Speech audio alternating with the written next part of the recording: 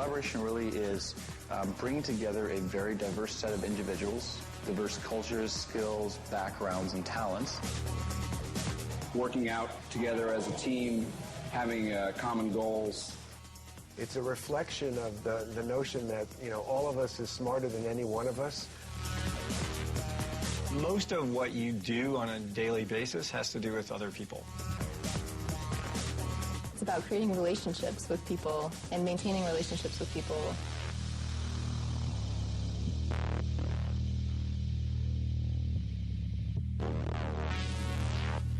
When we can combine our minds, combine our unique perspectives, share information, and work to create something, we create something much bigger, much broader, much stronger than what one of us can create. Given that, to pick up Tom Friedman's quote, the world is flat.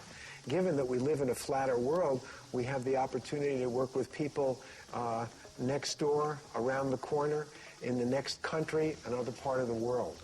We just have, huge opportunity to create more.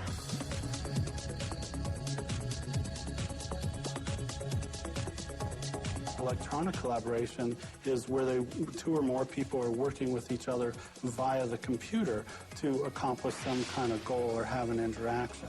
And nowadays, those technologies are either more available or less costly, and so that's why it's much more popular now. You can do it almost for free.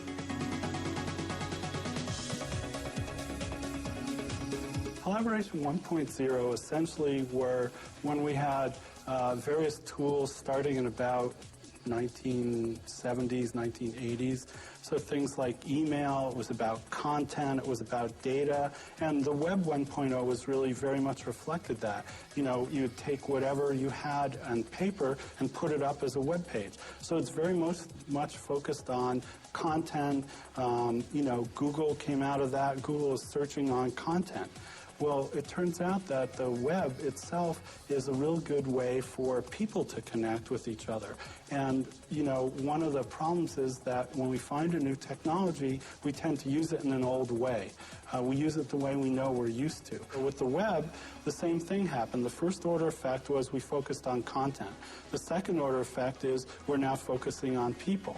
The third order effect is that we'll start to get more, the web will be more ubiquitous so that we can have more sorts of interactions.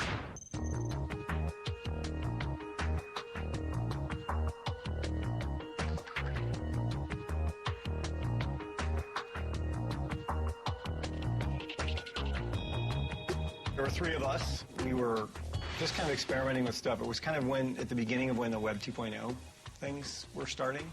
I was noticing some interesting stuff that was going on in the browsers. We were playing around with some technical innovations. We thought it would be kind of interesting to build something that looked more like an application. So we built the word processor, and we very, very quickly got told by our users that what they really wanted was to work together.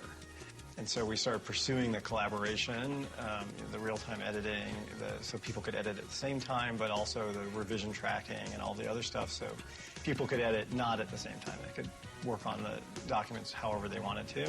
And all of us come from a background in consumer software, and so we tried to make the software very, very easy to use. We didn't want to have a big setup. We didn't want it to be a program that you had to install or hardware that you had to buy or anything like that, or almost any way browsers work. We just use it.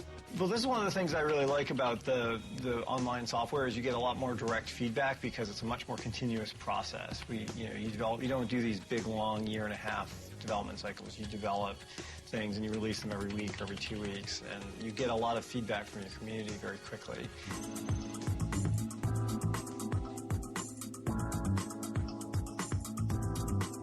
I worked on a 9-month project with 2 other graduate students from Stanford and 3 students who go to a university in Cali, Colombia. And it was sponsored by Autodesk. And so for 9 months, we worked on developing a solution for enabling remote brainstorming between distributed groups of designers. So we ended up realizing that in order to brainstorm, people need to be able to share drawings and share gestures really quickly in order to be able to describe their ideas so they can quickly make decisions and move on. And so we ended up building a tool that could capture these drawings and share them, just like when you draw on something and you stick it on you draw on a Post-it and stick it on a whiteboard. It kind of follows that design mantra. To collaborate and communicate better with our teammates in Colombia, we use a lot of different remote video conferencing and audio conferencing tools. One of our favorites was using a Polycom video conferencing setup, which is just a nice camera and a large screen TV setup, so it's almost like you have eye contact with your remote colleagues. Collaborating with a foreign university was a really great opportunity. One, because it seems like all corporations are going global, and so it's great practice for us as students to learn how to do global collaboration well. And I think it was also a benefit to our project because our remote teammates came in with different perspectives, different point of views, different lifestyles that I think added a lot to the project. You think back 20 years ago, if somebody gave you a computer that had the internet, was connected to the internet, you would say, "What's that?" 10 years ago, if somebody gave you a computer that was connected to the internet, you say, "That's cool, it's kind of cutting edge." Now, if somebody gave you a computer that was not possible to be connected to the internet, you would consider it broken. It's not very useful. We have in the slide deck we use for teaching and training purposes an activist carrying a placard that says "Collaborate or Die."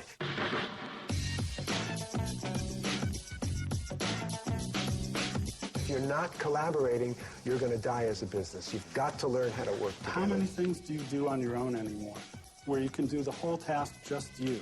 Normally, today, things are so complex, you do a piece of something and let someone else do another piece, and another person does another piece, and you work on it all together. It's very hard for us, we're not an agrarian society anymore. It's very hard for us to do anything all on our own. A great way to look at that is to think in terms of the process of productivity. Years ago, we used to have what are called value chains. You can picture an assembly line in an automobile factory, the old Model 8, exactly. Now we work with value coalitions. Many people, multiple people, contributing to the same thing at the same time to create a product, usually the product of their knowledge work.